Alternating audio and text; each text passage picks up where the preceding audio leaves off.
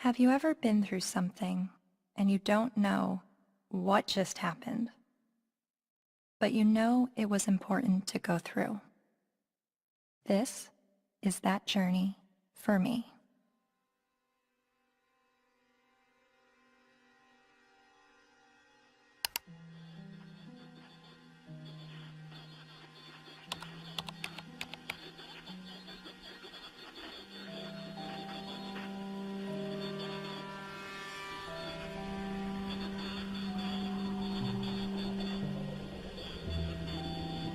Misogynist rantings would be at home in the far-reaching internet subculture widely described as the men's rights movement, a toxic distillation of the worst aspects of American sexism.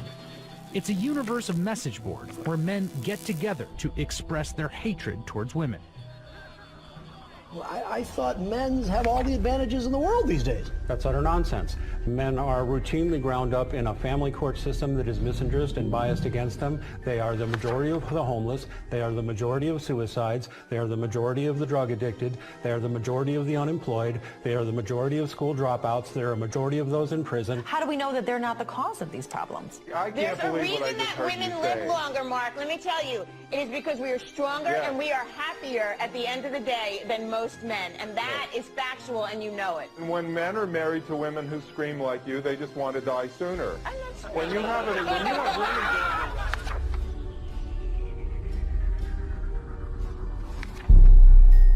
A voice for men, an online hub for men's rights activists, and they were founded by a man named Paul Elam. It's a website called A Voice for Men that's run by a man named Paul Elam, which is male spelled backwards, but it is his real name, apparently. It's a gathering of women haters. The Southern Poverty Law Center has classified that group and men's rights groups as hate groups. He wrote a piece declaring the month of October to be Bash a Violent Bitch Month. I mean, literally to grab them by the hair and smack their face against the wall, he wrote.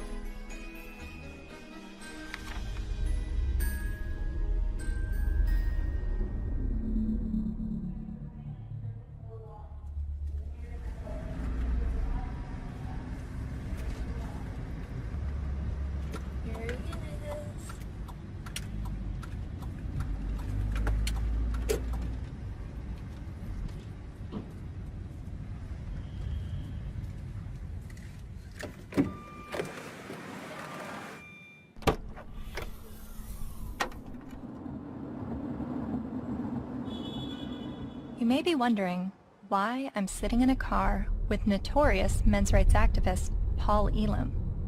That's a valid question, and to answer it, I need to start at the beginning of how I became a feminist. I was a quiet kid preferring to observe from afar. My mom put me in theater classes when I was 8 years old to break me out of my shell, and I loved it. So much, to the point that I decided to move to Hollywood when I was 18 years old to become an actress. What I wasn't prepared for was to be pigeonholed as the blonde who always died. Billy?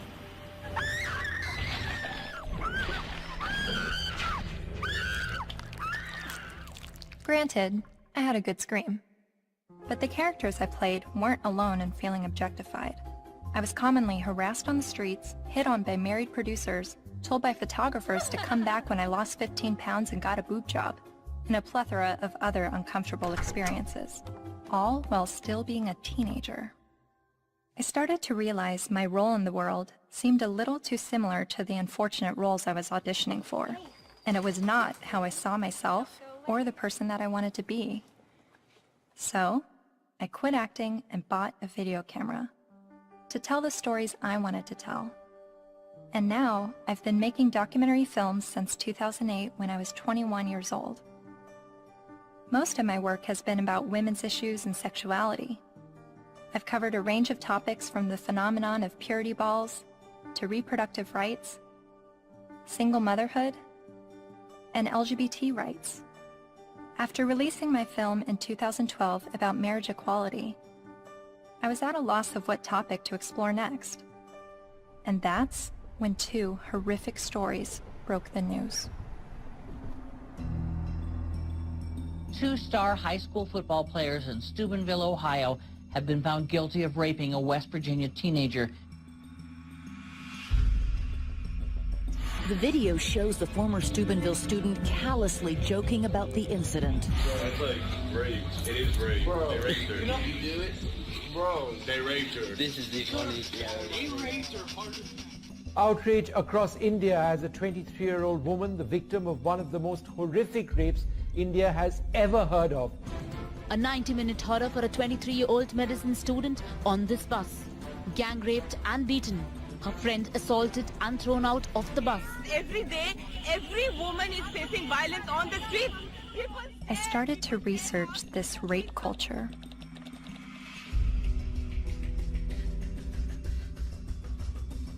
A website called A Voice for Men popped up. Paul Elam wrote about how women long to live out their rape fantasies, to be taken by a man she's never spoken to, let alone given consent to. As I read, I was asking myself, is this the rape apologist that I've been hearing about? The victim blamer who perpetuates rape culture? I continued to read A Voice for Men's website, often stopping around the halfway mark in every article because I could only read so many bitch, fuck, feminazi, and rape-tard words per minute. But even still, I kept reading, and thinking, and reading some more. I was trying to understand how these, what I perceived to be women haters, could have so many followers.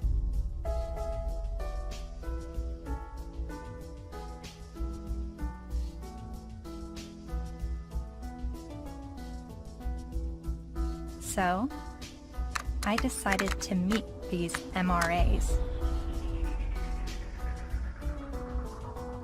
The ones leading the movement, and some of their followers too.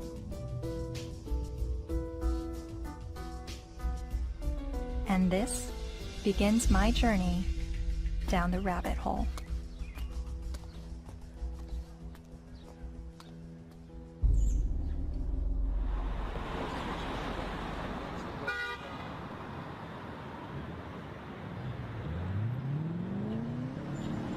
This, ladies and gentlemen, is an historic moment.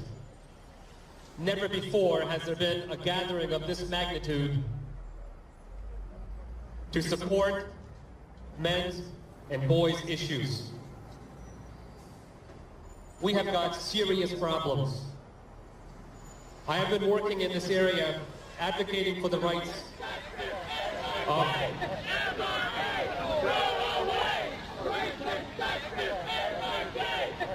and here we go. What you'll hear is that we hate women. You'll hear that it's a backlash against women's rights. You'll hear that we're regressives that want women back in the kitchen and making sandwiches and barefoot and pregnant. You're just bitter, you're a loser, you're a whiner, you're ugly, you're undesirable, you're lazy, you're scary, you must be a racist, you must be a misogynist. When we do speak out, women often don't want to hear what we have to say. And so then we're called names, we're called whiners. And this is the way people who don't want men to talk about issues try to shut us up. We all know that you guys are a fascist, Nazi friend group of white supremacists. No other way to openly organize other than calling yourself a men's rights group. We're somehow disempowered because we're white men. Maybe it's just because you're pathetic. We're here to fight how misogynistic assholes think they have the right to oppress women. White men are starting to feel misplaced because women are sharing space. It's disgusting, and scroll the fuck up, and don't confuse suffrage with oppression. Everyone suffers. It's universal. I am a man, and I need feminism. And it is crystal clear that the problems for men and boys are real. I would like to turn the microphone over to Paul Elam of A Voice for Men for some words.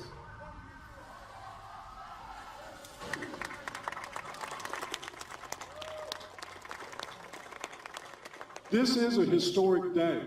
I've never seen a gathering like this out of concern for the general state of affairs for men and boys in this culture. And as trying to articulate the entire platform of the men's rights movement is kind of like trying to understand a snowdrift one snowflake at a time. It's a very, very complicated matter. Just consider this, that 93% of workplace fatalities are men. 4 of 5 suicides are men. Men are dropping out of higher education at very alarming rates. We're down to 38% now of college students are men, and it's dropping rapidly. Male suicide, male abuse, male unemployment, male homelessness, male failure in education, male health issues. We've got the paternity fraud issue, the wrongful paternity issue, a false allegation issue. Men are sentenced to 63% more prison time for the same crime as women. They're less likely to see a doctor. They're less likely to have health insurance. The family court system truly is biased against men. I mean, there's just no question about it. It's really the pro-choice for women only movement, because men, they're denying men any kind of choice once a child is conceived. Her body, her choice, right? Think about men. His body, his choice, not so much. Because the U.S. government does not want to send you to die. They would rather send me to die. Young men that are failing to launch, they're staying in their homes of origin far past the time that we would normally expect them to individuate and move out and go live their lives. We have video game addiction, we have pornography addiction, we have the abuse of young boys with drugs like Ritalin to manage their behavior. Almost all victims of autism spectrum disorders are boys. Boys are most likely to be homeless, most likely to get cancer, most likely to die young and of every major cause, most likely to be arrested, prosecuted, imprisoned, and even executed while being completely innocent. It doesn't matter what their race is, it doesn't matter what their ethnicity is, it doesn't matter what their religious or non-religious views are, it doesn't matter if they're gay or straight. Men and boys are in crisis, and they need your help and they need your support, because they are human beings too. And you will not shame me or anybody here into silence about it anymore. But if you start to talk about those issues and address them in terms of how they affect men and boys as a group, people get hostile about it. The idea is that men have all the rights, they've always had the power. But if that's true, why can't men talk about their problems? And that's what really got me interested in this to begin with. Shortly after I began filming men's rights activists, I realized my own views were being challenged. I kept a video diary throughout filming, and I've decided to share some of those diaries with you. I really do feel like learning about the men's movement and their specific issues, the issues that they have issue with, it's hard for me to completely understand them and just automatically feel welcome in that space of talking about these issues, because at least with feminism, whenever I heard about the issues that feminists were fighting against, I always felt like I had something to draw from and experience to be on board with that. And that's always been why I've been drawn to the feminist movement, is because a lot of what they spoke about I had personal experiences with, and with the men's movement I have very little personal experiences with the issues that they talk about.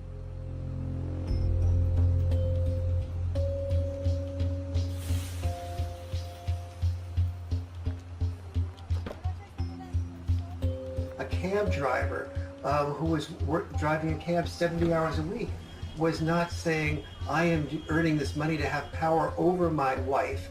He was earning this money even though it took power away from his life. He was doing that so his child wouldn't have to drive that cab. The garbage collector does not get up at 3 or 4 in the morning in rain and sleet and snow and get out to do the garbage so he can have more power over his wife. That's power he's losing over his life in order to make his contribution, his sacrifice, his way of loving. And this has been translated into the culture of, you make more money than women do, you must therefore have more power. Meet Warren Farrell, best-selling author and self-styled social anthropologist, leading an assault on our traditional thinking about men. I asked my girlfriend at the time to buy me as a gift, I think it was for Christmas or for my birthday, Warren Farrell's book, The Myth of Male Power, which she did. And it just changed my whole life. And his premise was, while women are often seen as sex objects, men are often seen as success objects. And this resonated with me. He wrote this book that questioned our notions of power, of who had power and where it was. And it questioned the roles of men, but not the way feminists had always questioned gender roles. Every society that survived based on its ability to train its sons to be disposable. Disposable in war as warriors, disposable in work as firefighters, as workers on oil rigs and so on, coal miners, and indirectly therefore disposable as dads.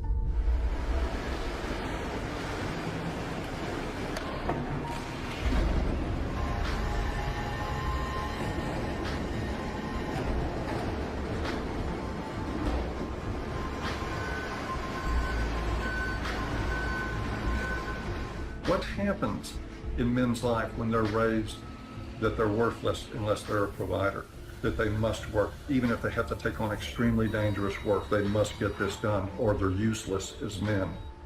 That is very, very powerful stuff. See, feminism did see accurately that we value male work more than we value female work. But there's also the issue that we value female life more than we value male life.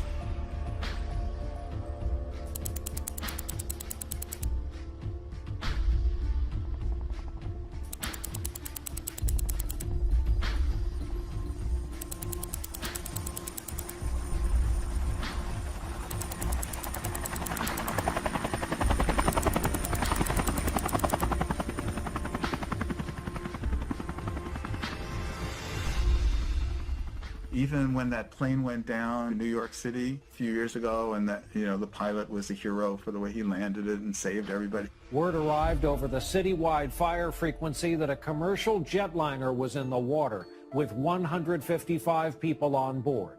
Then, over the next few minutes, the doors opened, life vests were inflated, and women and children first, everyone got off that plane. They saved all the women first. That's still, when I went on a cruise, you know, there's still women into the lifeboats for, you know, because you're not because you're a man, so you should be able to swim halfway across the ocean, but because you're a man, you're expendable. We have to look at not just the glass ceilings, but also the glass cellars. And Paul, I think as you were saying, we have to look at men just not only as human doings, but also as human beings. When you survive because somebody else is willing to die, like in war, then that you are immune to the pain of the people who are dying because you have an investment in their being willing to die. You say, I will build a statue, I will remember you in a history book. But if you look at that from another perspective, that building of the statue or remembering you in a history book is a bribe to be willing to die so that I can live. But both sexes, in the area where they are rejected, tend to turn what rejects them into an object. So the area where men...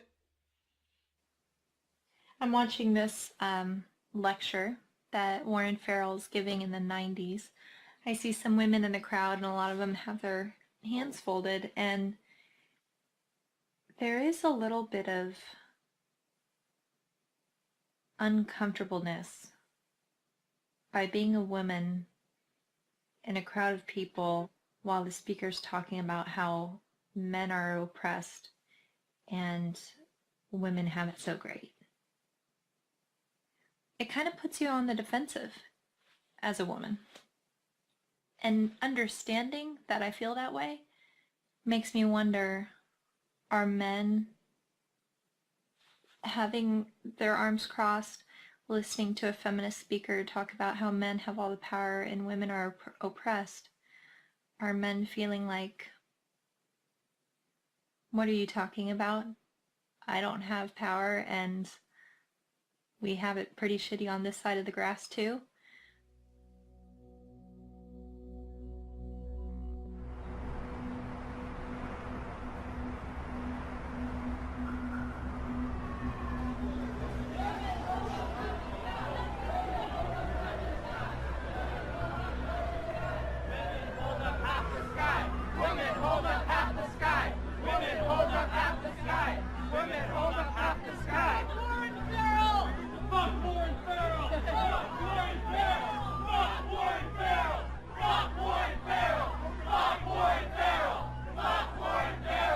In 2012, Dr. Warren Farrell was speaking on behalf of men's issues at the University of Toronto in Canada.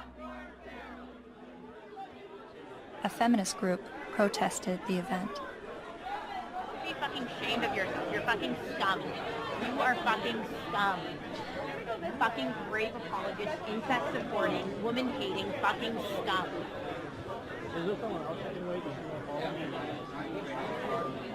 Fucking scum. Yeah, just another. I just want to listen to someone else's opinion. I'm not even on a side here. I just listen to as many people as I can. You know what though? Why would you pay money to fucking support a fucking rape apologist if you weren't fucking one? I never heard him say anything about it. Well, it's fucking scum.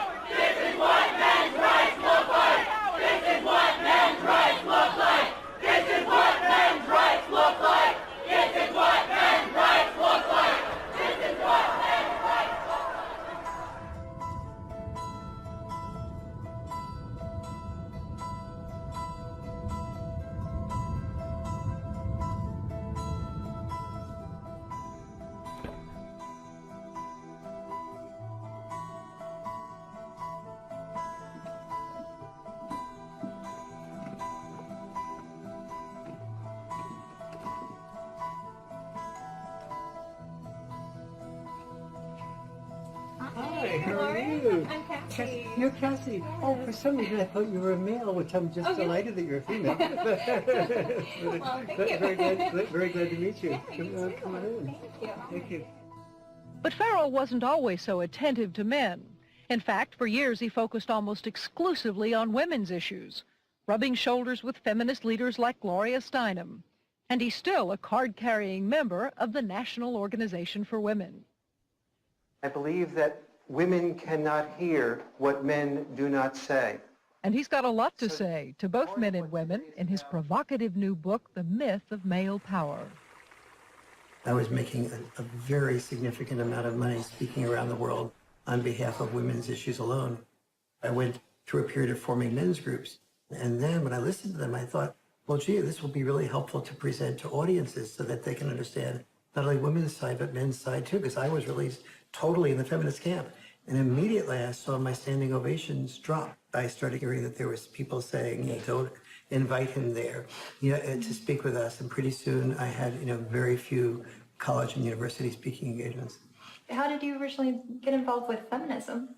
Where did Yes. that all begin? I was doing my doctorate in political science at NYU in the late 60s, and the women's movement surfaced.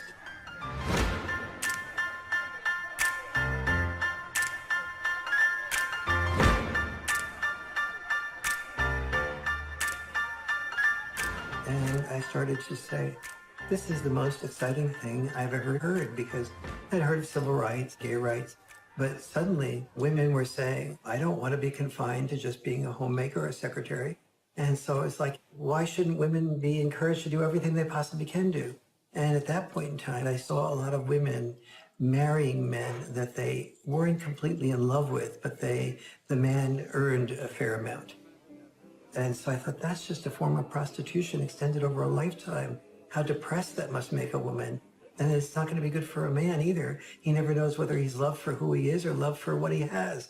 And he's afraid to give up producing because he's afraid to lose love. And so women who were successful to me appeared to be women who would free men from having to be all, wrapped up in just being the only breadwinner and supporting 1, 2, 3, 4, 5 people, which, it's one thing to support yourself. When you're supporting 5 people, you don't have the freedom to question your boss because you're supporting 5 people. The first issue of feminism was to say, just because I'm a woman, maybe I don't want to spend my life raising children. Don't force me into that role against my will. So they looked at men and said, well, you're not forced to raise children. You don't have any issue. But for men, the traditional sex role was not raising children. For us, the traditional sex role was to be a provider, a protector, and to initiate relationships. Each of us has traditional sex roles. Don't force us to carry out those traditional sex roles. We have the same rules set up for men that they've always lived by, that you need to protect and provide at any cost. But we've changed everything where it concerns women. They now have access to everything men have always had access to education, to work, to whatever they want to do. But they're not the ones driving the semis. And they're not the ones in the coal mines. You don't hear the National Organization for Women complaining that there is just not enough female ditch diggers. It is still men carrying the lion's share for what it takes to operate and maintain this society. And it is still the expectation that if somebody's going to go down with the ship, it's going to be men.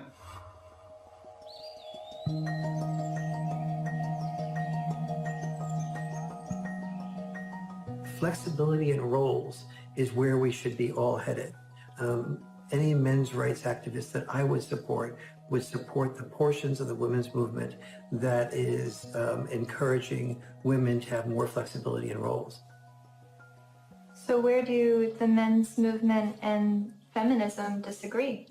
Well, only on the fundamental belief that the women's movement says men are the oppressors, that we are involved in a patriarchal world in which men invented the rules to benefit men at the expense of women. But don't we live in a patriarchy? When most of the world's nations still have never had a female leader.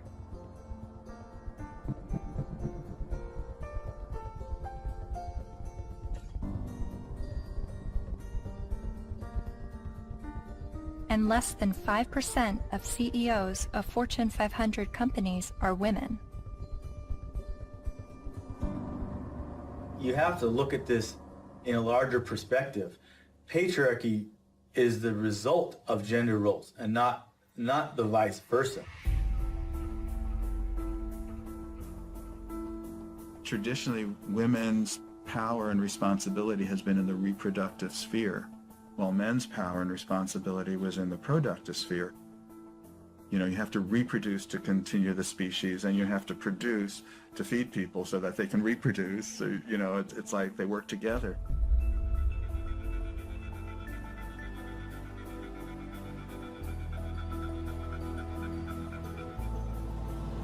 And most cultures divvied up roles because women were responsible for childbirth and were more likely to breastfeed. They're not more likely to, they did the breastfeeding. They tended to be involved in the role of raising children. Men tended to be involved in the role of raising money or making a killing of the animals or making a killing on Wall Street. But those were our obligations. So that's why industry was male-dominated and government was male-dominated, because that was our job. And so what we call patriarchy is men giving into the expected roles that they're supposed to give into, and many of those roles are very harmful. Working exceptionally long hours, difficult hours, dangerous jobs, getting killed on the job. Even politics, a lot of people describe as masochism. Imagine what it takes to be a successful politician. Imagine how much of your personal life that you give up, how much you work, how much privacy that you sacrifice, how much freedom in your day-to-day life that goes out the window. There are more men willing to do those things than there are women. But also, just because men are the ones, for instance, writing the laws in general, doesn't mean that the laws are protecting men. You hear about patriarchy, right? All the evils of the world's from patriarchy, but we're the ones dying. You know, and we die for you guys. You know, to protect our families, our friends. In every society that's ever existed, women have had privilege and protection that men did not. For example, we never hear about how men were excluded from the Forced Labor Convention of 1930 for years. The Forced Labor Convention was an international treaty that banned slavery and forced servitude, but it made an exception for able-bodied males ages 18 to 45. Eventually, they got rid of that, but there was still an exemption for prisoners and military, which is 90% male. Stop pretending that you're oppressed and men are your oppressors. It's a lie, and it's a hurtful lie, and it's a hateful lie, and it's wrong.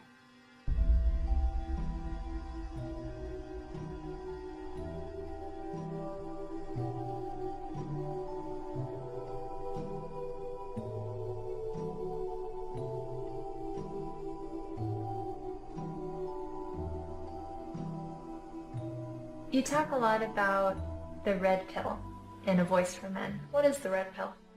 Oh, it's sort of a cultural slogan.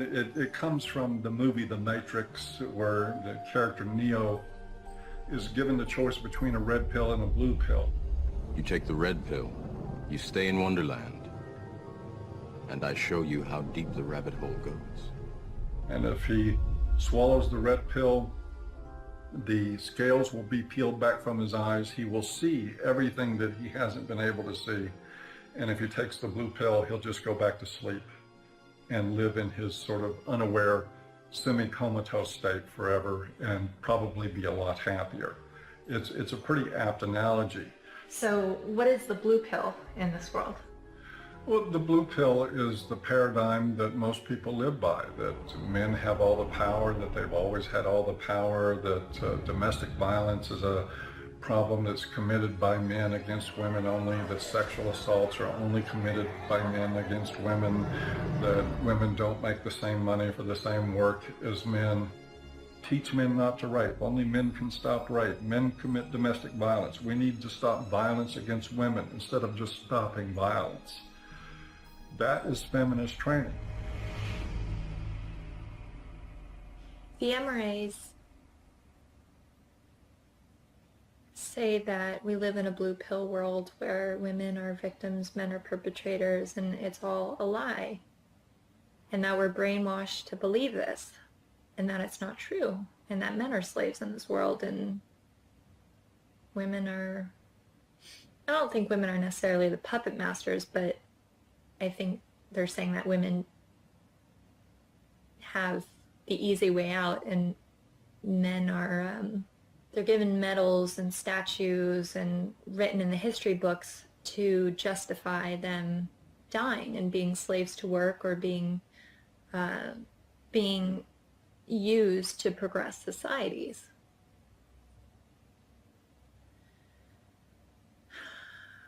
And I've believed for so long that I'm at a disadvantage for being a woman, and that I have to work harder than everyone else, and I have more to overcome, and I have more to prove just because of my gender.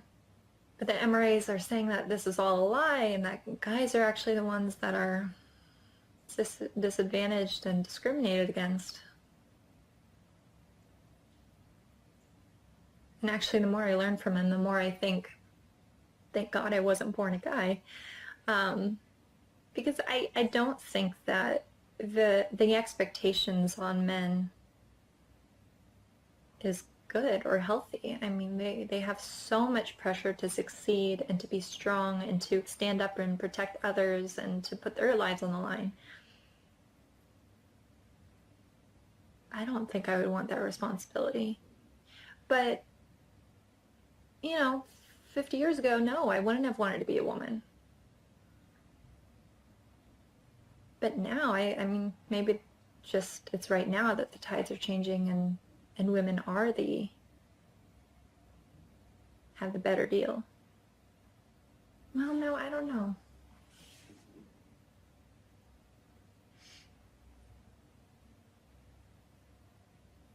And then sometimes I think the MRAs are just duping me and giving such a strong pitch about what they believe in to convince me of something that's actually just some out there theory that men are discriminated against and women have the advantage.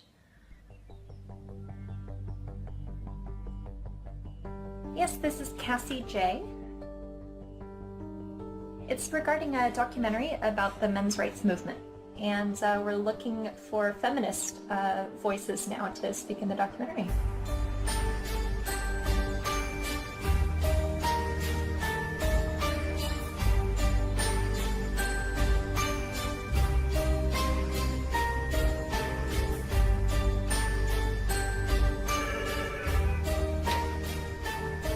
Feminist majority. Yeah, hold on just 1 second.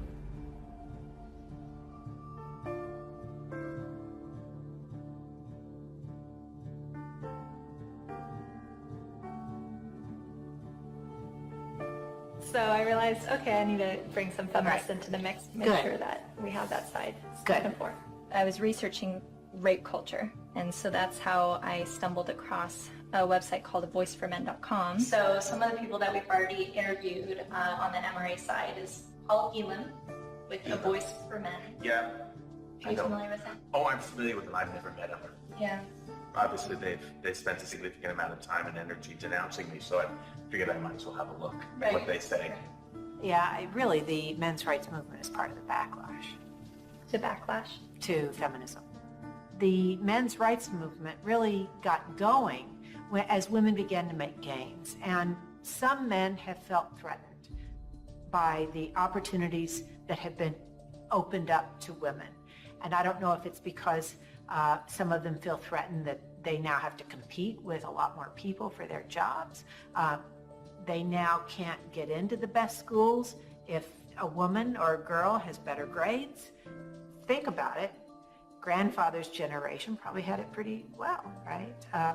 All of his needs, his shirts were ironed, all of that was always taken care of. Well, grow up.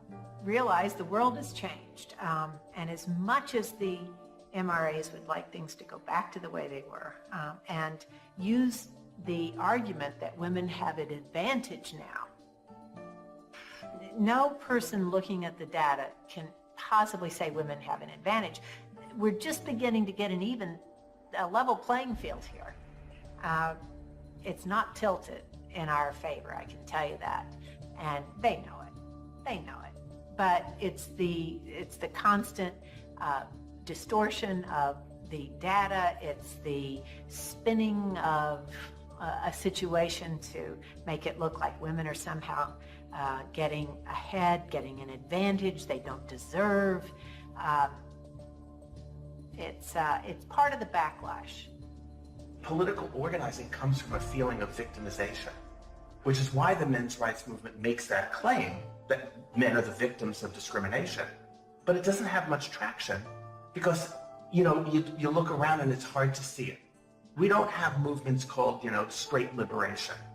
The question I would pose rhetorically is the men's rights movement really the gender version of the white nationalist movement? Because there are plenty of white people who say that they are the victims of reverse discrimination. So of course it's not going to have very much traction. You can't really organize the people who are superordinate.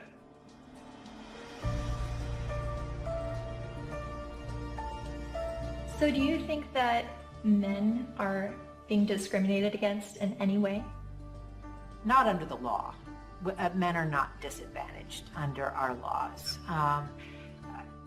Or in the business world, as a class, men are not underrepresented on corporate boards or at the top of the Fortune 1000 companies. In the corporate world, in the business world, in a lot of parts of academia, in the military, in the sports world, still pretty much a male-dominated world, and where a lot of the privileges and power and status accrue to men. Men are advantaged over women, no question. No one can debate that, not with a serious, not in any seriousness.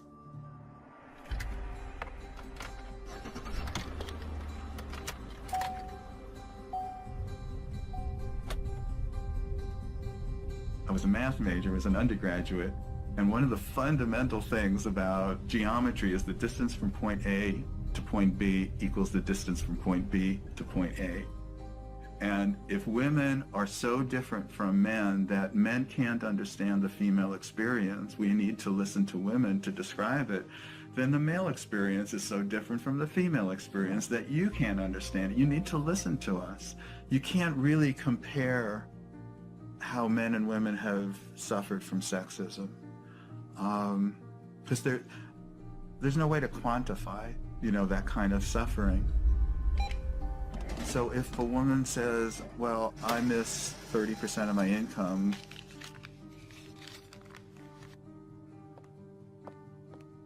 more than you miss 6 years of life, there's no way to quantify that. Or I've lost a job opportunity because I'm a woman. There's no way to say, well, I've suffered more than you because you've lost a kid because you're a man. We can't, but it is serious. And at least if you're denied a job because you're a woman, at least you can go to another company and apply for a job, But you can't, when you lose your kid, like you can't say, well, okay, I'll get custody of that kid, I'll try for that one. It's a terrible thing that happens. There was a case, the Serpico case. You might be too young to know the movie Serpico with Al Pacino. It was about a New York City undercover cop. He gets shot at the end of the movie and retires from the police force. And he was a real man, Frank Serpico. A woman after the movie, after this was made, decided she wanted to become a single mother and tricked him into fathering a child. And the court accepted that because she told her friends she was going to trick him, and they testified, and the court said, yes, you were tricked into it, and still awarded her over 90% of his police pension. So everything that he goes through in this movie to including getting shot to earn his pension, she won by sleeping with him one night. My son's mom wanted to have children with me, and I had always refused, saying, you have this anger problem, you need to get counseling, I'm not going to consider having children with you until that's dealt with, because she would lose her temper almost every day and just use any weapon she could, and like a child's the perfect weapon. So I was really definite about that. But she also used to proofread my articles for me. And I wrote an article for Playboy about Serpico. And when she read that, she told her friend she's going to trick me into fathering the child. She doesn't need my permission. And so that's how my son was conceived. Then she said, if you want to see your son, you have to stay in a relationship with me. But if you break up with me, I know all the things that a woman can do to a man. She read all my articles, she saw my talk shows, said, I know all the things a woman can do to a man, and I'll do them to you. So that's what I had to deal with. Like everything that I had been raising awareness about for the previous 17 years, then she combined into one thing for me to live through. It's really ironic. For the first 5 to 7 years, I guess, we would see each other 4 times a day for exchanges. On average, every single day, I had to deal with some scene. A scene meaning she would just not show up, or she would hold the kid out and then pull him back and hold him out and pull him and just kind of play with me, or she'd let me have the kid and then she'd stand in front of the car so I couldn't move. You stay in Mommy Town tomorrow. You stay in Mommy Town for a couple of days, 2 days, and then you come back to Daddyville. Another time I saw her hold him by the shoulders and say, Daddy is a bad man. Daddy is a very bad man. And so he had to go through this long custody battle, and the decisions that they would make, you would just go, how? There couldn't be any explanation. You know, either they're absolute idiots or it's biased. There's just no other explanation for it. One other thing, his mom is obese and wanted him to be obese for various reasons. One thing is so he would identify more with her side of the family than mine, because we're all thin. Another was so that he would enjoy being with her more, because when he was at my house, he had to get activity, you know, and eat well-balanced meals and get his sleep and stuff. And at her house, they would bake brownies and stay up late and just watch TV. And so where would you, if you're a little kid, you know, where would you enjoy being more? But he self-reported to the mediator how upset he was about being obese, that the worst thing in school was when kids called him fatty, and how he cried. And his physician said that he's really concerned medically. And then what I did, he was at an age where he would imitate things that I would do. You know, I gave him a broken shaver, so when I shaved, he would pretend to shave. And what I did was I started weighing myself every morning and writing down my weight, the date and the weight. And I taught him how to read a scale. So he kept his own records. So I had 6 months worth of statistics to show consistently that every time he was with his mom for a few days, he'd come back weighing 3 or 4 pounds more, and then he'd lose it while he was with me. So they had, you know, that how much he was upset about the problem. They had his physician being upset about the problem, and they had the proof of where the problem lay. So the judge's decision was that father should no longer be allowed to weigh the child. Problem solved. After 14 years, my body gave out. I got sicker than I've ever been. I realized I'm going to die. That's not going to do anybody good. I've got to give up the fight. So I gave up custody. And so I don't see my son anymore. He hasn't been in my house since. So I did lose him. Just like a dream.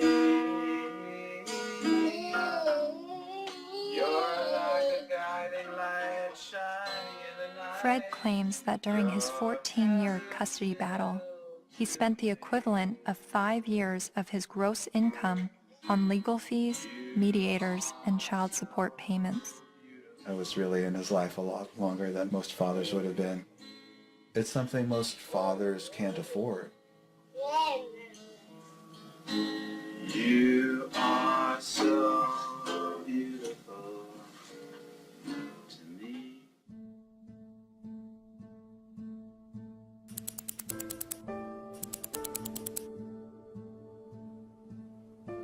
We generally know that fathers don't get as good a deal in family court, and we don't really complain about it until it happens to us. And even then, a lot of men don't. Many men's rights activists come into being men's rights activists as a result of getting a divorce, wanting to be equally involved with the children, and realizing that women have the right to children and men have to fight for children. When your family courts run on the supposition that mothers are more fit to be custodial parents and that fathers are more fit to provide a check every month, and to become what we like to call Uncle Daddy, where they visit their children. To me, that's one of the greatest obscenities in the world, the idea of visiting your own children, where you get to see them for 2 hours on Wednesday night, and you get to have them for X amount of hours every other weekend, and you have no say in how they're brought up.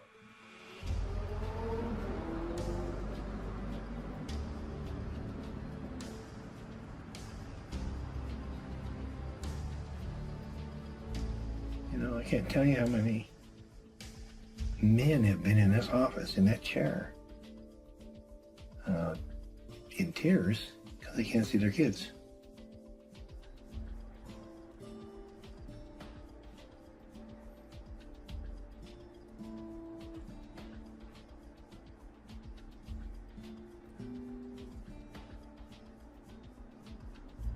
some of this stuff ends up in horrific consequences. Like this gentleman here, it's his little son. They found him dead. Not the son, but the young man. In the desert with a bullet in his head. Day before the family court, where it became known that he was going to get to see his little guy even less. And of course, he'd been falsely accused one time after another.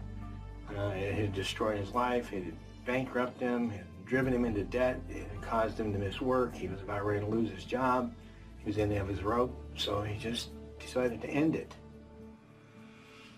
The unfairness in the family courts, the unfairness in the way child support is so often structured, it's commonplace and it's everywhere. And the more you start to become conscious of it, the more you realize that it's there.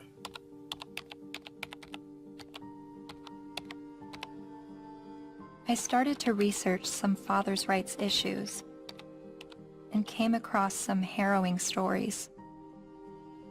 Like this man in South Carolina who found out his only daughter was adopted away by the mother without his knowledge or consent. His daughter was with an adoptive family in California, so he began his fight to get his daughter back. Adoption is for children without families, not children with a willing and capable family. And this man in Colorado who lost his daughter when the mother left the state to give birth in Utah where he wouldn't have legal rights to his child. He fought for 4 years in court and finally won visitation rights. Only visitation. I can't explain the emotion, the happiness, just this hard fight, and what this means to me. And then there's this heartbreaking story. The 20-year-old father never left her side until he was forced to give her to adoptive parents this week after Kaylee's mother decided to put her up for adoption. In order to keep Kaylee, Colby needed to file paternity action, an affidavit, and a commencement notice with Utah's Vital Records a day before the mother signed the adoption papers relinquishing her rights. But in Colby's case, the mother only gave him a few hours' notice of what she was going to do. I would like her back. Men in the men's movement are not upset about having to be fathers. They're upset because they're not allowed to be fathers. That guy blows his head out, blows his brains out. It's a family court? And people don't think there's something wrong with that? And we just open the doors tomorrow for business as usual, and that's okay?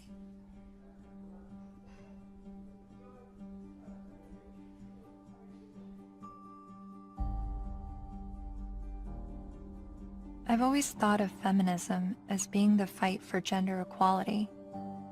And yet, I've never heard about fathers' rights and the injustices going on in family court. Why is this? I decided to ask gender studies professor Michael Mesner.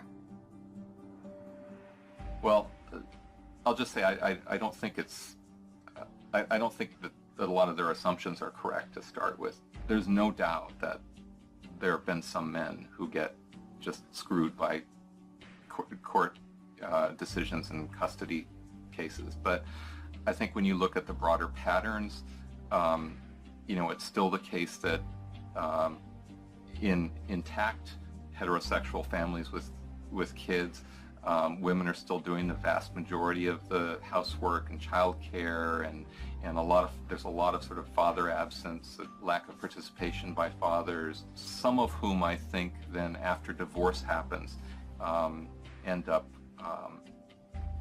suddenly wanting equality, as fathers when they haven't really been participating equally as fathers before.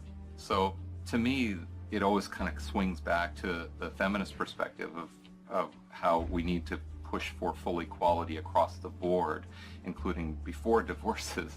If we have that, then we might expect more symmetry after divorces happening. The more I researched fathers' rights, the more I realized how deep this rabbit hole goes. Not only in the amount of issues, but also in the vast array of perspectives on these issues. I decided to create a flowchart of what I thought fathers' options might be following a surprise pregnancy. I then put a green line for the paths that I thought would be good turnouts for the father, and I put red lines for the paths that seemed to not be good for the father. Then I created a flowchart for women's options, and did the same with green and red lines. And as I stepped back, I saw all the red lines for the women's options if she does not want the child.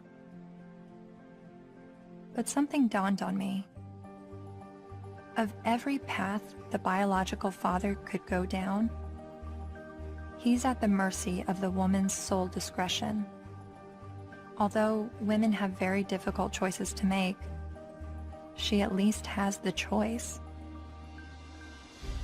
But for biological fathers, they have no say over their parental destiny.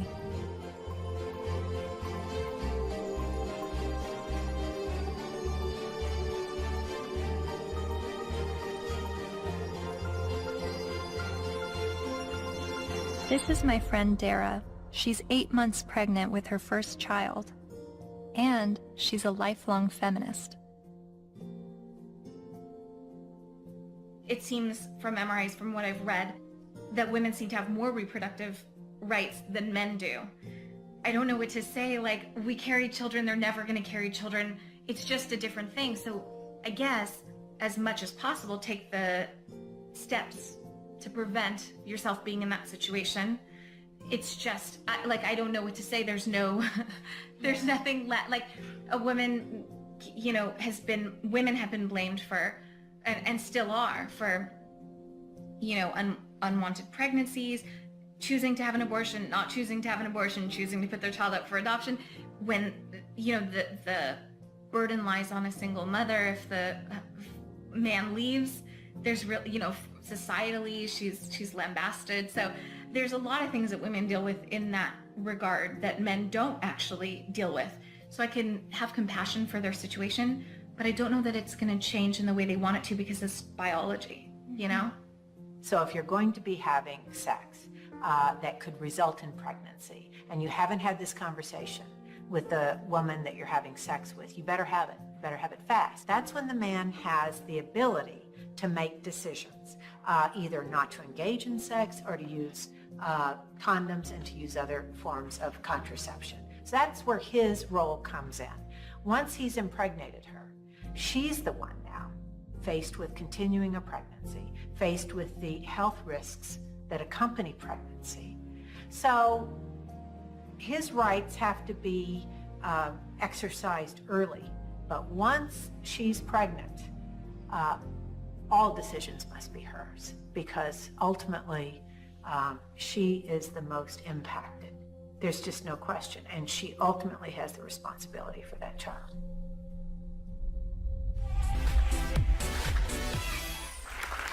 So before we were married, he promised me we would have 2 kids, and now he doesn't want any more. My friends think I should trick him and stop taking my birth control. Men have never been in control of our bodies. We're the ones in control. Clap if you think that she should trick him. My people. Up next, everybody. So it sounds like men's reproductive rights are limited to the choice of whether or not to have sex and the choice of whether or not to use protection. But what if he's tricked into fatherhood? Or what if he's not even the father? What does paternity fraud look like? It's ugly. It's extraordinarily ugly. And we have to distinguish between paternity fraud and wrongful paternity. What's the difference? Wrongful paternity can be innocent.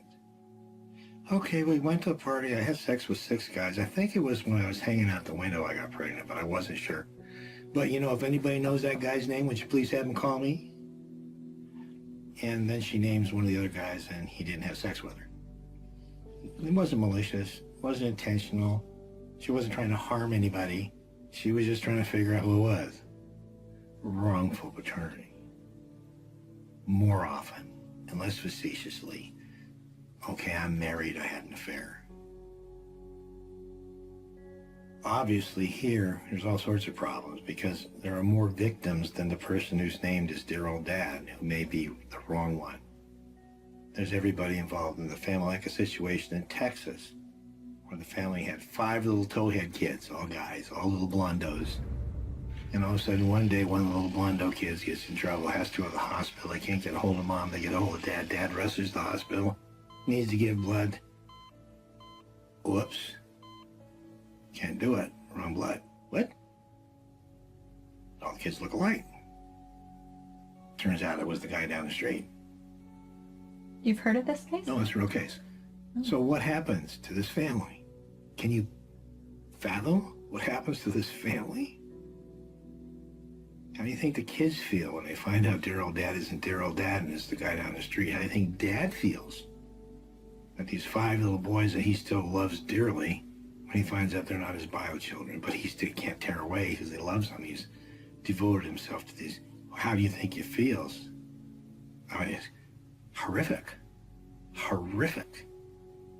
That's not wrongful, that's deliberate. So that's paternity fraud. That's paternity fraud. She knew who the father was and lied about it. Paul was right when he said, trying to understand the men's rights movement is like trying to understand a snowdrift, one snowflake at a time. There are unique fathers' rights issues that vary between unmarried, married, and divorced dads. But there are also men's rights issues for non-biological fathers. Like this man who is facing jail time for failure to pay child support for a child that DNA tests prove isn't his. Carnell Alexander still owes more than $30,000 to the state for a child that's not his because the mom wrote his name down because she needed to name someone in order to get welfare benefits. And I had to put him down as the father. That was the only way I can get the system. I'm almost homeless. I'm almost in jail. I'm out of work. My money is being threatened to be taken. He says the law needs to be changed, so when this happens, as it often does, other men don't become dad by default.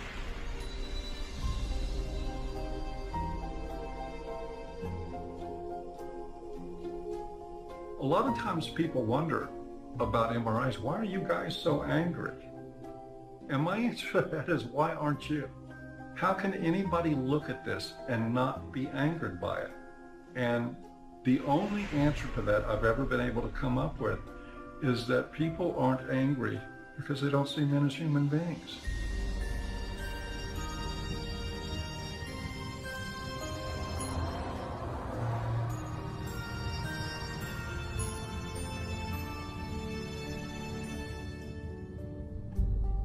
I continued traveling North America, meeting MRAs from all walks of life,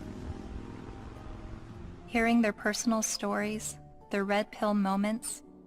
I met a young man who was sexually abused when he was 16 years old while living at a residential home for people with developmental disabilities. She's the only woman I've done anything ever with, partly because it just messed me up so much. She continues working there. She hit me in the face.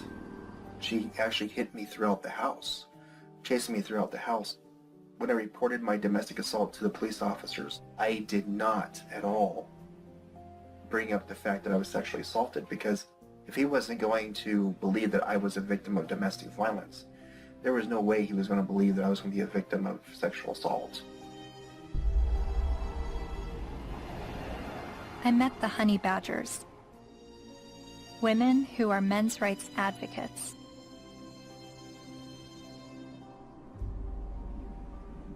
And then there was a 15-year-old boy, there's a 35-year-old woman, and then later on she came out of jail and she was able to collect child support from this boy that she raped. Yeah. After getting out of jail. So there's lack of fairness for men in the court systems. When police officers would show up to domestic violence case, there was often men were just taken away without asking what even happened. It's just presumed that men are the criminals. I was assaulted several times, you know, and I never got any help. I went to the police still bleeding a couple of times. And one police officer said, I'll never forget this. He said, if she starts hitting you again, you better get out of there fast, because if she just breaks a fingernail trying to hit you, we'll arrest you. I mean, I can't tell you at this point how many guys I've talked to who are like, yeah, you know, she stabbed me and they put me in jail. Not only are there endless studies that show women are just as violent as men are, when I would talk about it, invariably, men would start coming out of the woodwork with stories. Stories they were afraid to tell, stories that they got laughed at for, stories that they got blamed for. It's hideous. This is not flattering to men, to talk about men's vulnerabilities. No. To talk about the ways that they are not strong and that they are, well, weak. And to be honest about it, it's not flattering. A solution for both genders is that we need to be able to recognize how men are vulnerable, and we need to be able to recognize how women are actors. Because we have a huge blind spot, especially when women do bad things.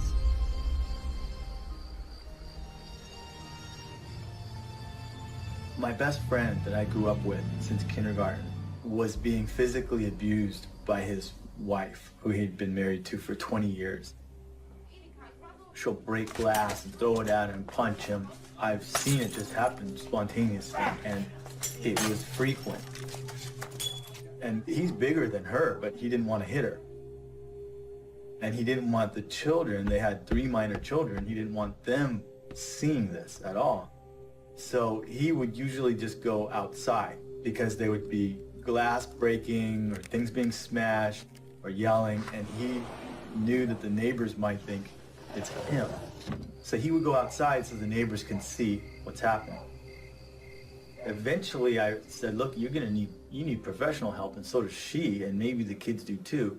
So I called a bunch of domestic violence shelters. I just looked around online and I called, but every place that I called said, we don't help men.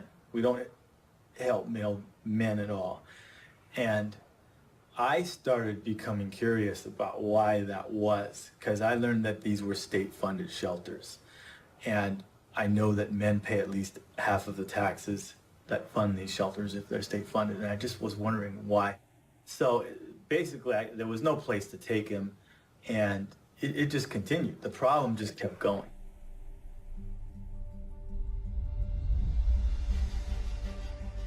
In the United States, there are over 2,000 domestic violence shelters. All of them serve female victims, and nearly all of them turn away male victims. In fact, as of 2016, there's only a single domestic violence shelter for men. My initial reaction was that there needed to be thousands more women's shelters because that many more women are being battered. But as it turns out, 1 in 3 women and 1 in 4 men will be victims of physical violence by an intimate partner in their lifetime. Sure, there's a slight majority of female victims, but how can that excuse denying men help? Couldn't this be considered gender discrimination?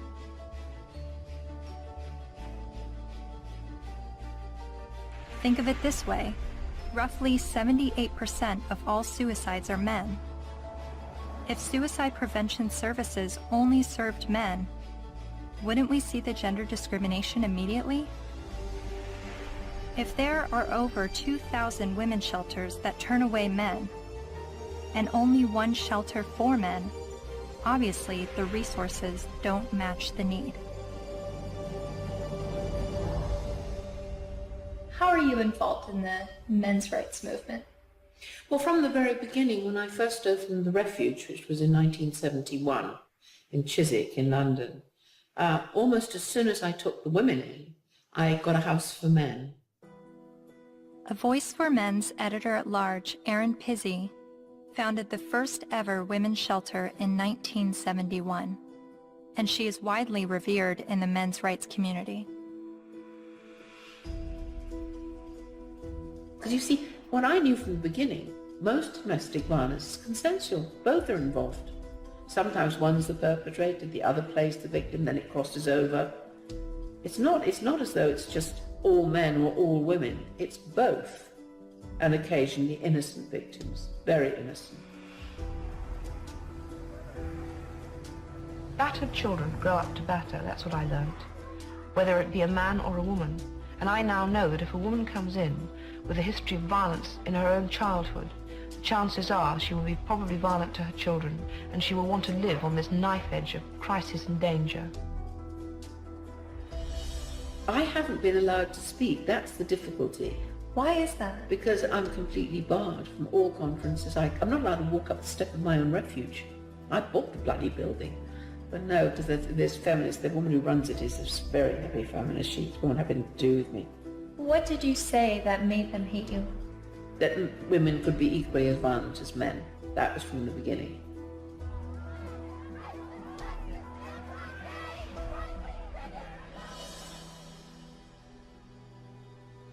Erin Pizzey says that 62 of the first 100 women to enter her refuge were just as violent as the men they left, and violent towards their children. But there's levels of violence, isn't there? I do not affect that I'm violent. Well, I'm violent. So am I. You know, I'm very violent. Well, verbally, and I could quite easily hit somebody. You know, very, very easily. And I've had an argument. But the feminists I've met have an entirely different take on domestic violence.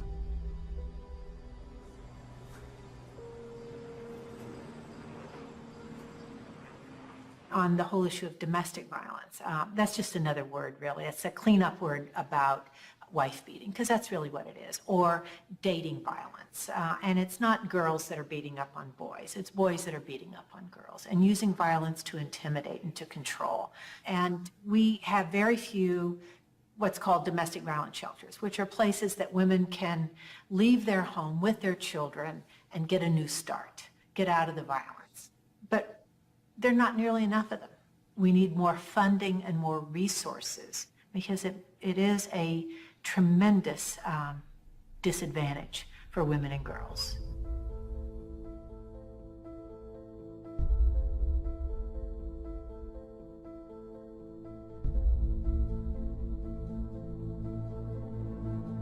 In 2014, the CDC released a report revealing that over 5.4 million men and 4.7 million women had been victims of intimate partner physical violence within the previous 12 months. But then why does the media paint domestic violence as a women's issue? The World Health Organization says 1 in 3 women are abused by their partner. 1 in 3 American women experiences domestic violence or stalking at some point in her life. And when it was addressed as a men's issue, the speaker's point was that it's a men's issue because men are the problem. I'm going to share with you a paradigm-shifting perspective on the issues of gender violence. I don't see these as women's issues that some good men help out with. In fact, I'm going to argue that these are men's issues. Why is domestic violence still a big problem in the United States and all over the world? What's going on? Why do so many men abuse physically, emotionally, and verbally and other ways the women and girls and the men and boys that they claim to love? What's going on with men? Let's grant every single empirical case as being true. Yes, it is true. Let's just say, I mean, it is not true, but let's just assume that there is gender symmetry in domestic violence, that women hit men as much as men hit women. If I were to say that, I would say, and therefore we need boatloads more funding for domestic violence, to develop shelters and adequate interventions, because there's this hidden epidemic of men who are being beaten up by women. Or I could say, as the men's rights movement do, therefore we shouldn't have these shelters and we shouldn't fund them because the women are all lying. Well, it seems to me that if you really believe in gender symmetry, it's not that you want to, you're not questioning the number of women. You're just saying the number of men in society. You would want to join with women who are anti-violence to say, we have a real problem here. You know, it's not even a gender problem. It's a problem of women hitting men and men hitting women. We've got to get boatloads more funding. Let's work together. That seems the logical response to this. But instead they're saying it's like a zero-sum game. If we fund the women, then we're going to ignore the men. Well, we're not going to ignore the women because we all agree that the levels are as high as we say. But it does sound like a zero-sum game when only women are receiving services in domestic violence situations. And of all the men's rights activists I've met, none of them question the number of female victims, but they are calling attention to the high number of male victims that are being dismissed. So why aren't men's rights activists and feminists working together? Michael Kimmel briefly said something that made me wonder. He said it would no longer be a gender problem if both men and women were equally victims of domestic violence. Is that why the number of male victims are never addressed? To me, it's been fraud for all these years. Why is it we have this enormously powerful feminist movement and virtually nothing for men? Originally, it was capitalism was the big enemy in the 60s and 70s. And it was the radical feminists in America. They moved the goalposts. They said, no, it's no longer capitalism, it's the enemy. The enemy is patriarchy, or men.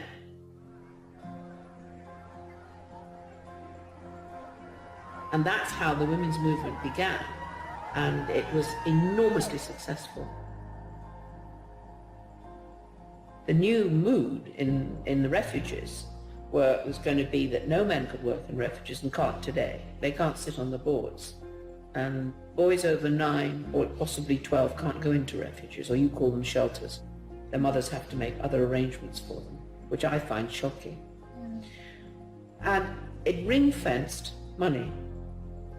I think that that particular time when the feminist movement were desperate for funding because they'd run out of publicity, and they were desperate for funding, and they needed a just cause.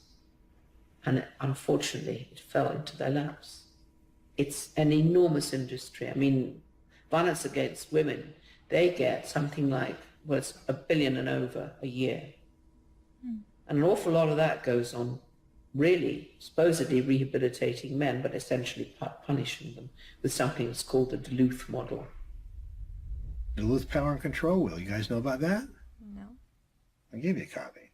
In 1977, I think, a bunch of crazy women up in Duluth, Minnesota figured out they had the solution to domestic violence, and it was all about patriarchy and all about men. And it's the Duluth Power and Control Wheel, because men are all about power and control. Of course, not you ladies. You guys, you don't control anything. You have no power. You're just sweet and innocent little things. Okay. So this power and control wheel is divided up in all these things, you know, about who does this and who does that and blah, blah, blah. Of course, it's all men.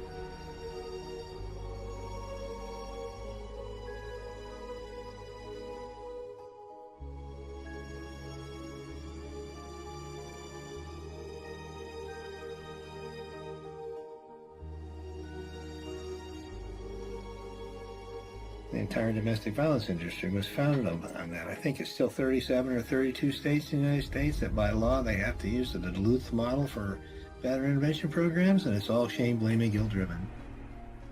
If you're a man and you walk in, you must admit you did it up front or you're in denial. There's no debate, there's no discussion, there's no possibility that you could be falsely accused. The criminal justice system could have made a mistake.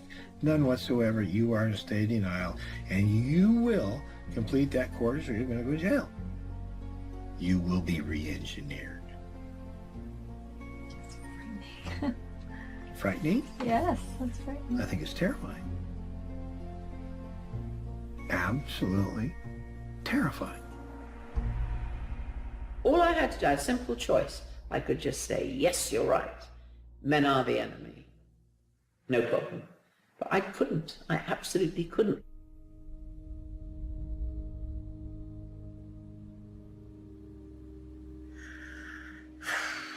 Just getting overwhelmed. Because I don't know where I'm headed with what I believe and what is right and what is wrong and who is wrong and who is right, and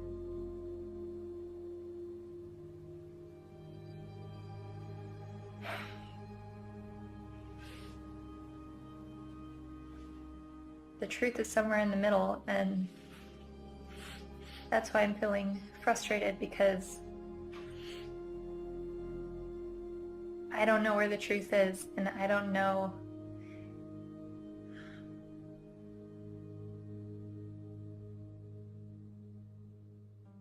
When I decided to make a film on the men's rights movement, I never anticipated questioning my feminist views.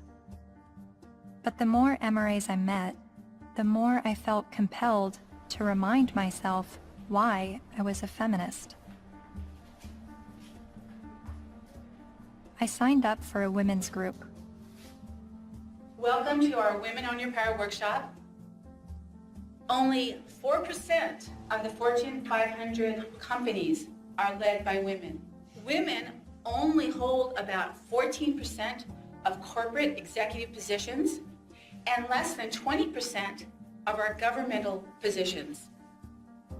I made video diaries complaining about how I had to change what I wore to walk alone at night, how much time it took me to get ready for work, all the housekeeping that was on my shoulders. In comparison to other gender issues, these videos seem trivial, but I made them nonetheless. I attended women's rights rallies. No to violence. That's what we are here for, to say no more to violence in any form, especially against women and girls. I repeated women's issues in my head like a broken record. Female genital mutilation, sex trafficking, reproductive rights, maternity leave. And social media helped remind me of women's issues.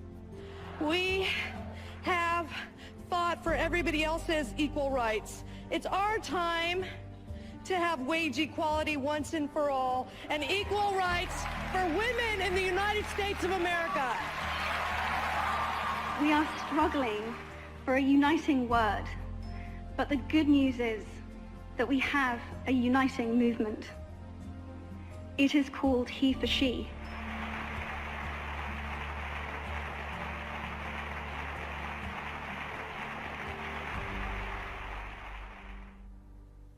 Whenever I hear the MRA's point of view about how difficult it is for them, I immediately go to, well, what about us? What is it like for us? And then I get on the defensive and want to make sure that women's struggles are also heard. And I don't know if that's necessary, because the MRAs are saying that the feminist perspective is the mainstream perspective. But even when I hear their issues, I still want to speak up for the women, because I feel like, I don't know why I feel like talking about one gender's issues now neglects the other. And I guess that's what MRAs have been dealing with, is always hearing about women's issues and feeling like their issues are neglected. But whenever I hear them talk about men's issues, I feel like I need to stand up for women and say this is what we're dealing with, an equal opposite.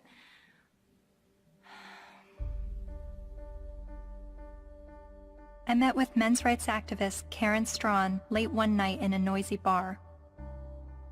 She became well known for her YouTube videos talking about male disposability and other men's rights issues.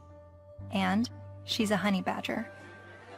Part of what I do and what I research and what I think about is the reason psychologically why feminism seems to be such a comfortable, warm blanket emotionally for so many people, men and women alike. And it's so comfortable that it will make them not see things that are right in front of their face. Look at Boko Haram. Hundreds of young girls, fast asleep in their beds, are awakened by the sound of gunfire. Armed attackers have stormed their boarding school and set fire to dozens of buildings.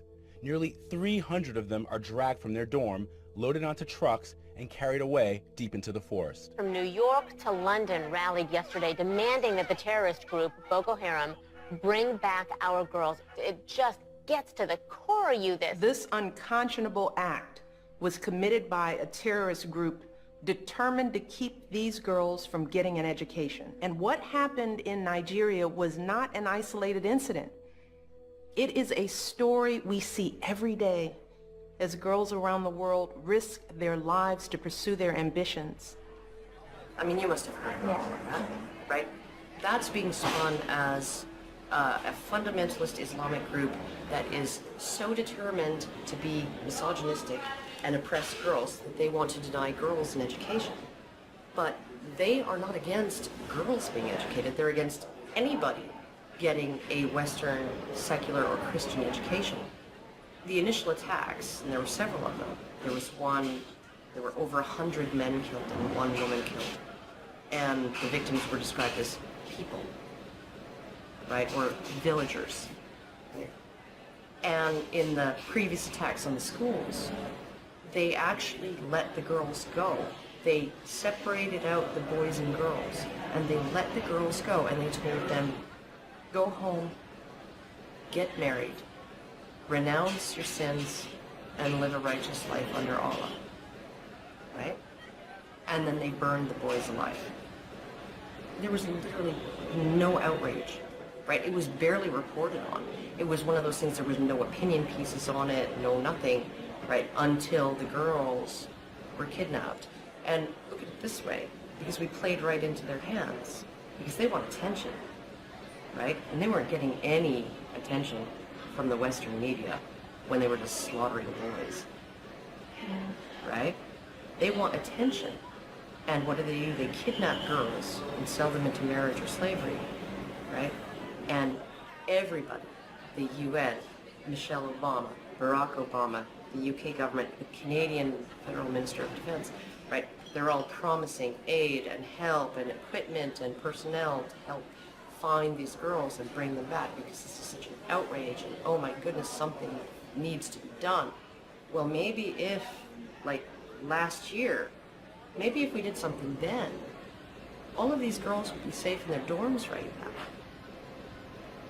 right? But we didn't. And the reason why they kidnapped those girls is because we didn't do anything. We didn't pay attention. And they want attention, right? And they know that attacking girls or women is going to get them attention. What are we going to do? Start a campaign, bring back our boys. Oh wait, they're dead. Never mind, right? The men, the people in Boko Haram, they're chivalrous. If those girls were boys, they wouldn't be getting education. They'd be dead. They wouldn't be sold into slavery with the hope of escape. They'd be dead. Boko Haram has been fighting for Islamic rule in Nigeria since 2002. Its members have killed hundreds of people.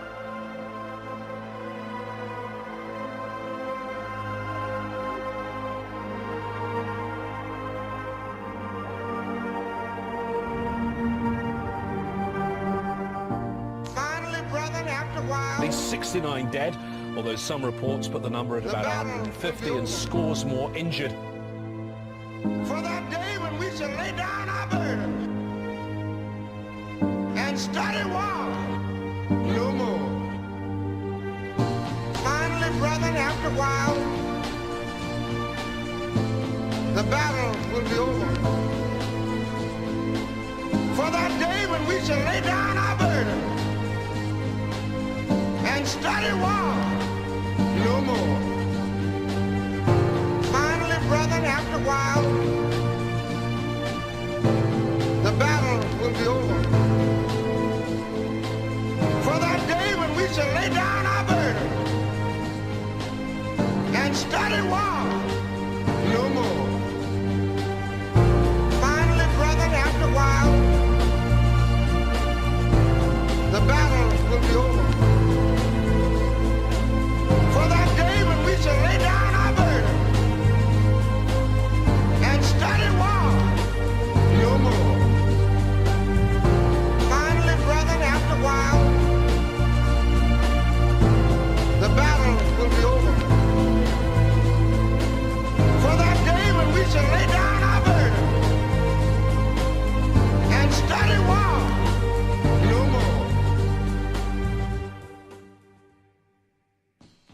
most important things the men's movement is doing is being able to say, men need compassion, and men deserve compassion.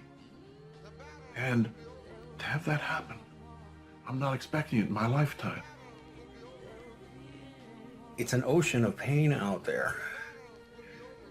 This stuff we're talking about has been going on for so long. And nobody listens.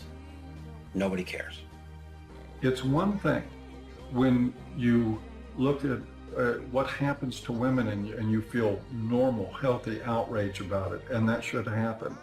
But when you can look at what's happening in our courts to men, in our medical establishment to men, in our schools to men, and yet we remain so cerebral about all of it. Yes, well, that is certainly something to consider.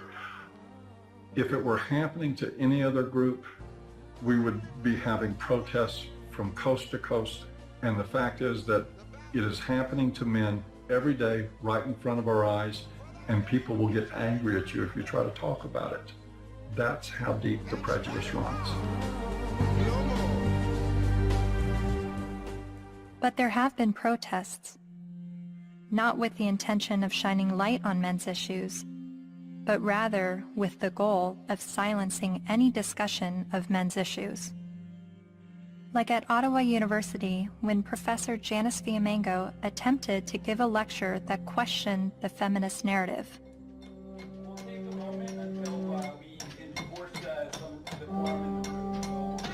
So you think this is a victory? Yeah, why are you so frightened of hearing an opinion different from your own? Then there was the first international conference on men's issues in Michigan, where even Ms. Magazine urged its readers to protest the conference in hopes of shutting it down.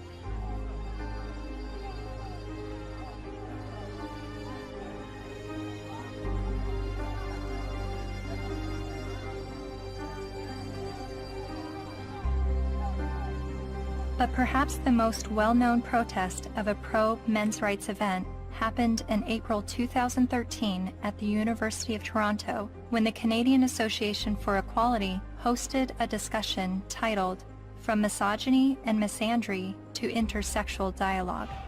About in my 20s, when I went to Columbia to study art history, and that was in '68, and that was the height of the academy. And so suddenly I was confronted with the direct possibility of being drafted for that. And I discussed that with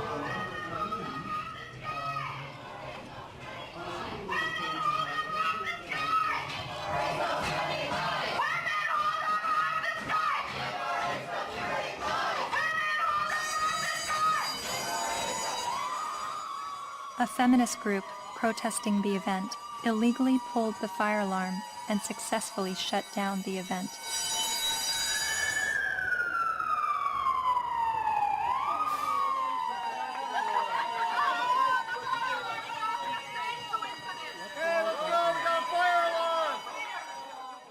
Once outside the lecture hall, feminist protesters and men's rights activists got to speak face to face.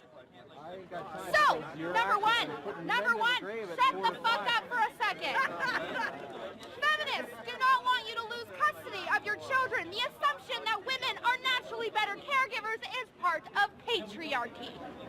Feminists do not like commercials in which bumbling dads mess up the laundry and competent wives have to bustle in and fix it. The assumption that women... This is a list of the things that we're working towards. Now, if you would shut the fuck up for the 50th billionth time, we agree on, actually. These are things that we're agreeing on.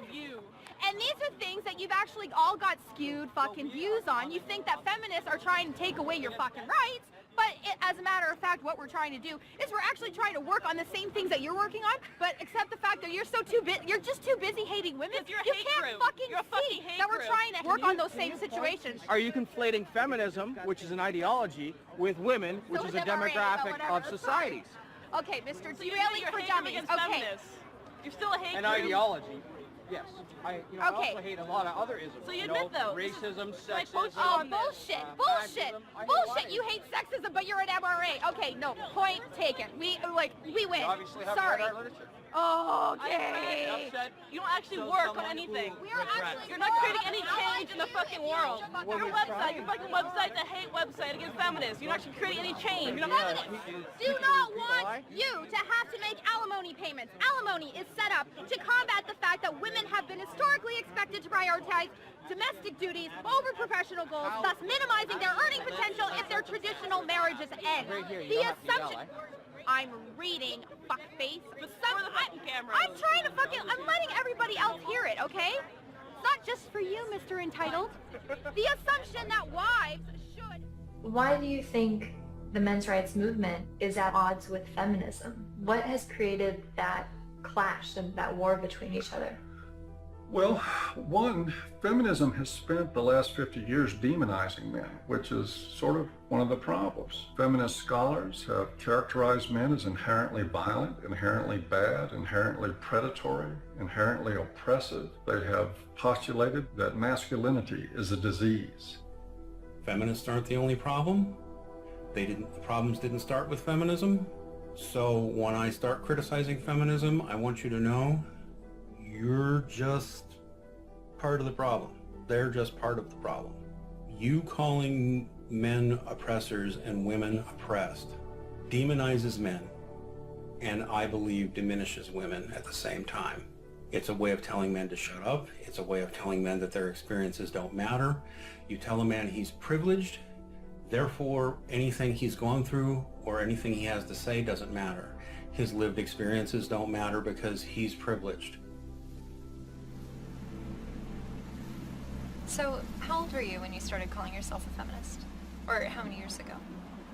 It was probably about 3 years ago, I guess you can say. I'm relatively new.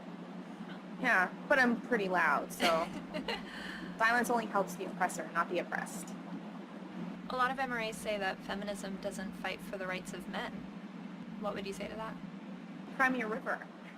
Really, because feminism is a movement about the discrepancies when it comes to women's equality, because we're still not there yet. You know, so don't even start with that whole, oh, but you don't think about the men's issue.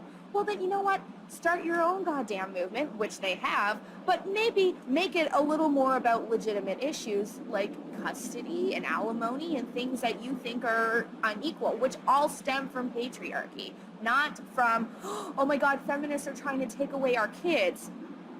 No, dipshit.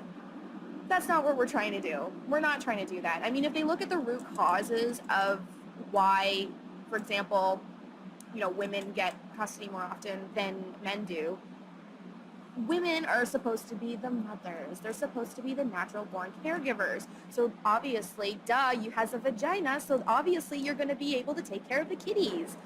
That's really what it is. It all stems from sexism against women. It's just the oppression dialectic needs to go. It's so hard to convince people to look at men's rights activism and support it without first allowing them to at least escape the stranglehold that feminism has on their minds. I do believe it is dogma. It's zealotry. There are good people in the feminist movement. There are not good people in the radical feminist movement.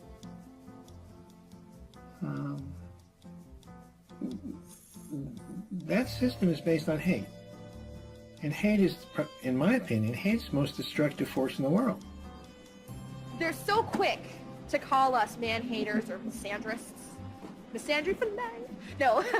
Like, they're so quick to say that when all we're doing is talking about, like, patriarchal societies and structures that we want to dismantle.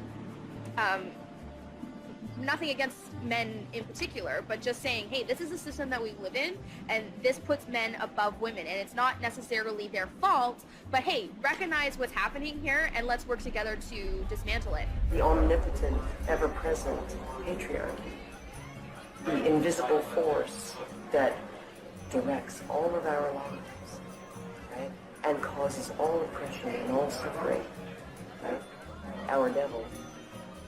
And the beautiful, wonderful force for justice, feminism, the way. It's the way. It sounds like religion. It sounds like religion. And oh my goodness, for a movement that's only about equality and isn't blaming of men. They name the force for evil after men and the force for justice after women. And this being a movement is very, very, very concerned about the implications of language. So concerned that if you call a firefighter a fireman, it will discourage little girls from aspiring to be firefighters. And sometimes discourage grown women from aspiring to be firefighters, right? By calling them firemen. But we can call the force for all oppression. We can call that essentially men, patriarchy, right? And we can call the force for good and justice women. And that kind of language, that has no implications. We're not blaming men. We just named everything bad after them. They're really angry, and they're angry at women, they're angry at feminist women, but yes, men have gotten a crappy deal. But it's not the fault of women or gay people. When feminism says that they have no part in any of this, I think they're not being honest about it. I don't blame feminism for all of it, but I think they've had a role in it. They've written laws that discriminate against men. They fought to protect those laws, particularly in domestic violence areas. And for many, many years, second wave feminism would go through the statutes and change everything that was gender specific to something gender neutral, unless it was something that benefited women, like the domestic violence laws. They didn't change those. Other types of areas like fathers in prison, there's statutes that specifically give mothers certain benefits that fathers in prison don't have. And I challenged that as well legally, but we didn't win on that one. When I wanted to get a commission on men, like the county has a commission on women, the feminists fought that tooth and nail. When Prop 209 was before the California voters, which was to end affirmative action, every feminist organization opposed it. Every time men's rights groups try to pass joint custody legislation, feminist groups fight them. They fought us on paternity fraud. The biggest opposition that I have faced has been from the radical feminists that said, we don't want truth to be the standard, because if we did, they wouldn't oppose automatic DNA testing at birth. And in countries like France, they're saying, well, DNA should mean do not ask. Because it's now illegal to even get a test, and if you get a test without the mother's permission, you will be criminally prosecuted. In Sweden, they tried to create a man tax. In India, the men's rights movement is trying to get the rape laws to include male victims, and the feminist groups apparently are fighting that. I'm not saying all feminists are this way, but I think the ones who are affecting public policy, who have the lobbying power, I think they are. If you just look at their actions, they don't want equality for women. They want special privileges for women and girls. And even though they know in a lot of areas men do not have equality, they are silent. The commandant of the Marine Corps said that he thinks, and I quote, all eligible and qualified men and women should register for the draft, talking about selective service. Do you think women should also have to register for selective service like men? I have to think about whether I think it's necessary to go as far as our military officers are recommending. The idea of having everybody register concerns me a little bit unless we have a better idea of where that's going to come out. Where I want people to register, I want every young person to register at the age of 18 to be able to vote automatically. And I think if...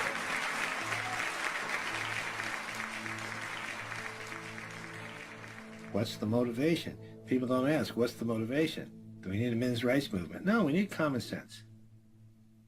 You know, but if there's going to be this women's movement, and this is the movement that's going to do all these things, then maybe we need a counterbalance. They call it a men's rights movement or a men's movement. And I hate to see either one of them. I think it's a shame. I think it's destructive.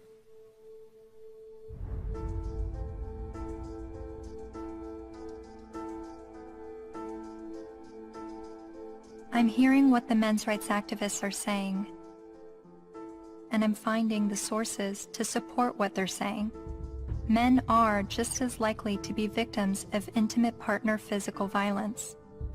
Men have little to no control over their parental destiny, especially when he's tricked into fatherhood or he's raising a child that he later finds out isn't his.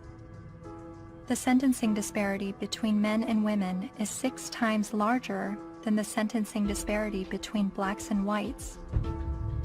So while a black man may be sentenced to 10% more prison time for the same crime as a white man, a man is sentenced to over 60% more prison time than a woman arrested for the same crime. Boys are falling behind in education. They are enrolling at lower rates and earning less college degrees. Yes, men are the majority of workplace deaths and injuries, war deaths, suicides. They have a shorter life expectancy.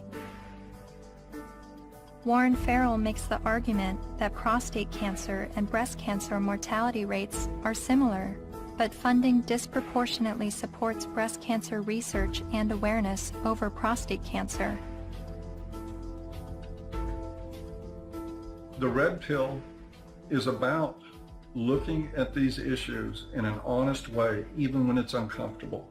And these things are uncomfortable, but without the willingness to set aside the programming and to set aside the false beliefs about what power is and what women are and who women are. Part of what we do is a pretty serious critique of both sexes.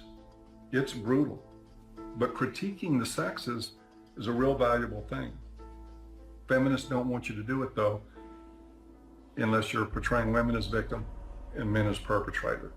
The red pill is about understanding that men and women, like everything else in life, it's a mixed bag. You've got victims and perpetrators on both sides of the fence. And that's all. It's real simple. It's just not easy.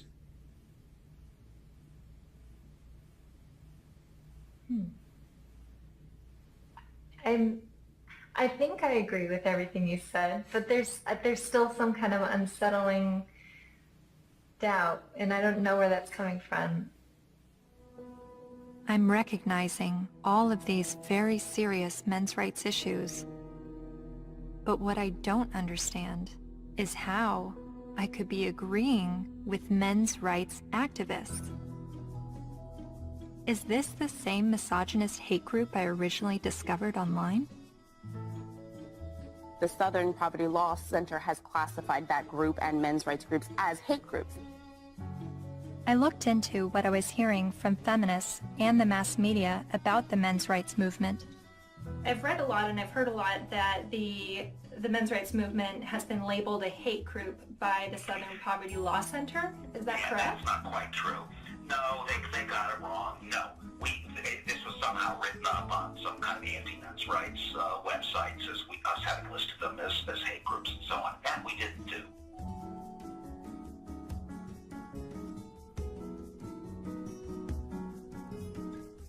He wrote a piece declaring the month of October to be Bash a Violent Bitch Month. Jesus. I mean, literally to grab them by the hair and smack their face against the wall, he wrote. I then discovered that Paul Elam's famous Bash a Violent Bitch article was written in response to this article by Jezebel called, "Have You Ever Beat Up a Boyfriend? 'Cause, we have." The article cited a study that revealed 70% of non-reciprocated violence was perpetuated by women. The author then went on to say that she conducted an informal survey at the office, and the gist of her findings was that many women had physically assaulted their man, and it was interpreted as either being funny or he was asking for it. I couldn't help but see the hypocrisy in a major feminist website making light of abusing men, and MRAs stinging back only to have the media paint them as the abusers. something else to think about. Arriving on campus, boys will also see the effects of women's studies programs, now usually termed gender studies programs. Make no mistake about it, however, they are still women's studies programs. I teach in the gender studies program at Wagner. There are about 900 such programs worldwide, and about 400 of them are in the States. By comparison to those 900 programs worldwide, there is one men's studies program. In 4 years, Center for Men and Masculinities is to be established at a state of New York university, the one at Stony Brook. It will be headed by Professor Michael Kimmel, a sociologist. Its advisors will include, probably among the advisors are funders as well, the actress and fitness expert Jane Fonda, Gloria Steinem, and Eve Ensler, the author of China Unlocked.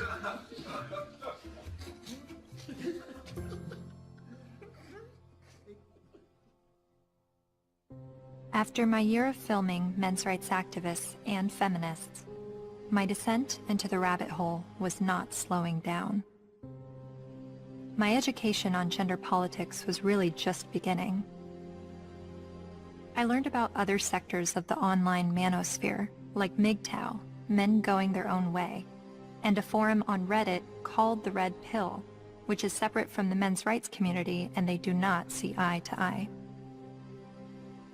I'm told an easy way to remember the difference is that while MRAs want to change the system, Reddit's The Red Pill want to take advantage of the system, and MGTOW want to leave the system. There are so many perspectives on gender, and I believe they are all worthy of listening to. However, the conversation is being silenced. For a society to accept anything said on behalf of women's rights, and then to shame any dialogue about men's rights and call it hate speech is precisely the problem. I don't know where I'm headed, but I know what I left behind. I no longer call myself a feminist.